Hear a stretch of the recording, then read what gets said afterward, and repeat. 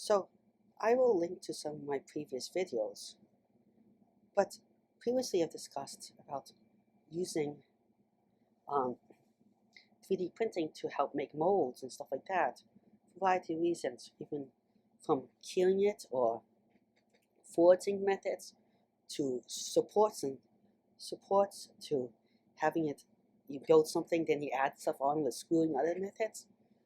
Here I'm going to talk about actually how to make it so we can make more mold types and release the thing from the actual mold, because that's actually kind of important.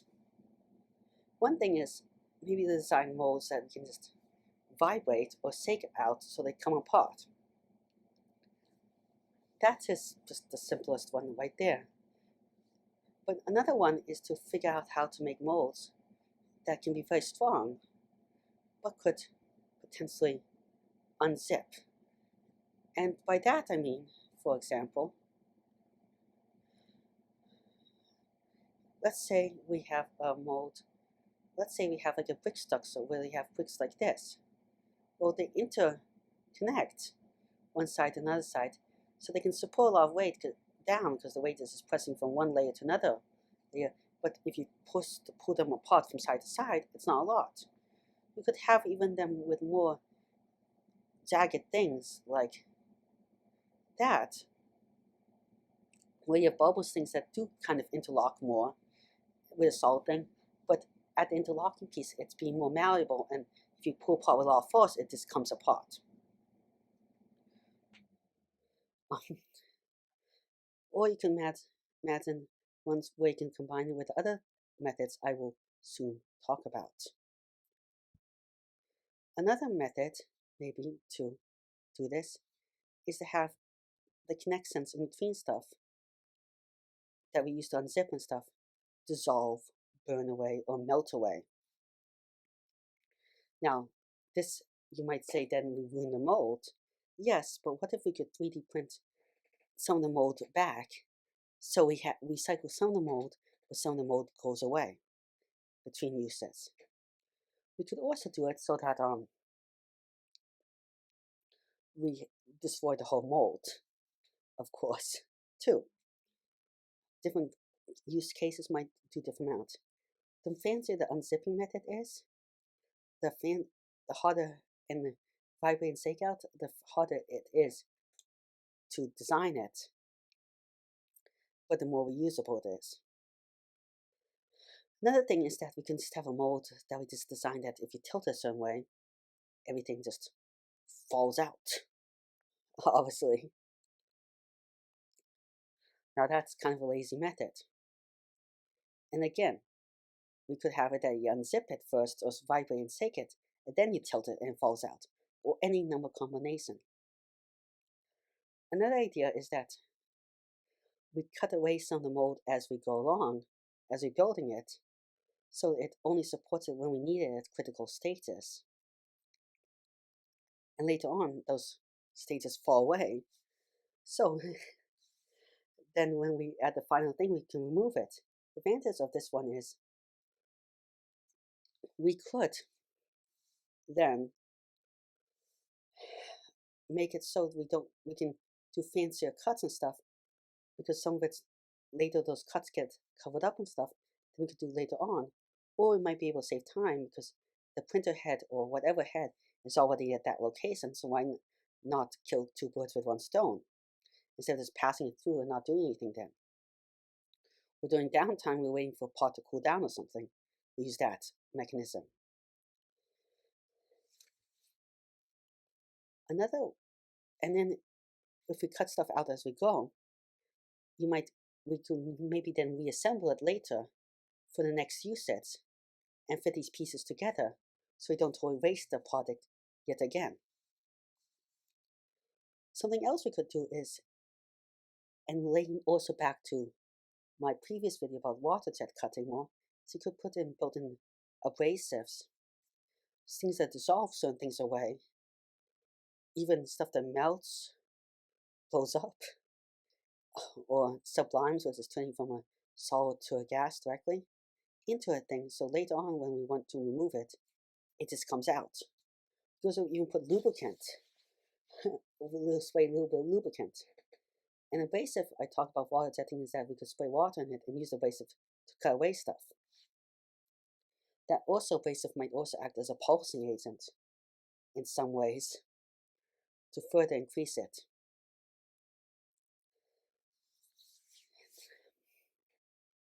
And besides, also we maybe even can use abrasive if we vibrate and shake it. Like say number one, to actually cut it that way, and the vibration stuff with all the other things causes stuff to rub against each other and just break with abrasive.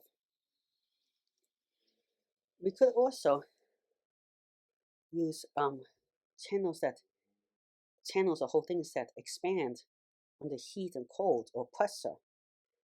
I mean the whole mold, or have channels that we pump in liquid, or out in and out stuff that causes it to expand or shrink, or it absorbs a liquid or something, or as the mold itself cures around it or changes over time, it shrinks or expands to let stuff better released.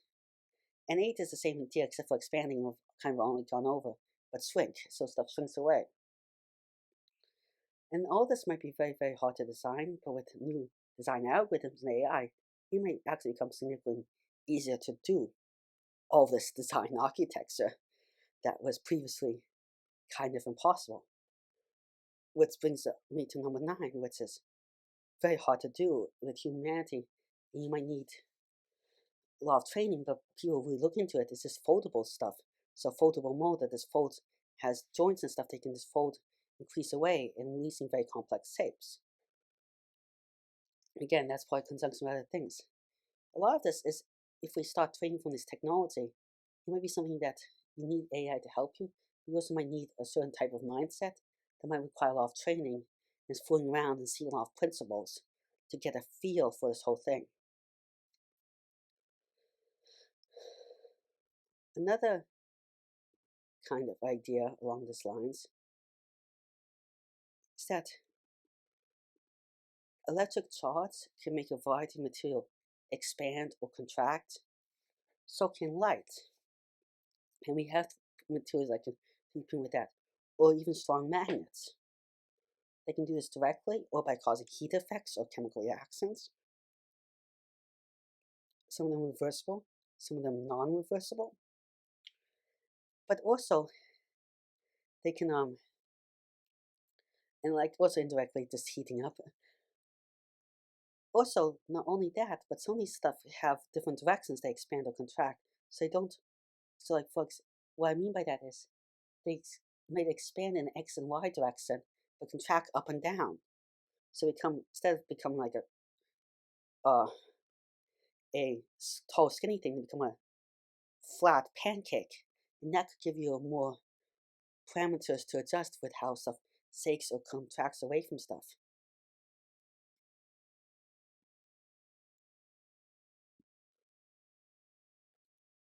Instead of having the mold itself always be dynamic, maybe the platform or something, a robot arm, supports and holds it and turns it. So you can have multiple variety of shape because the platform moves about to support the whole thing, including the mold. Or you don't need a mold because the robot arms are just holding it in different ways to get rid of the mold abilities you need. And that could also let you mill it in a variety of other ways. Another idea is to have clamps that are built in, and these clamps that are built in could just be removed by just unscrewing stuff or other things like that and hold it in place. Instead of the mold having clamps and stuff, maybe the actual device has clamps or screw stuff they just turn to help it release in itself. Kind of the inverse thing of everything I'm saying. And of course, we can combine all these ideas in very sophisticated ways or non-sophisticated ways.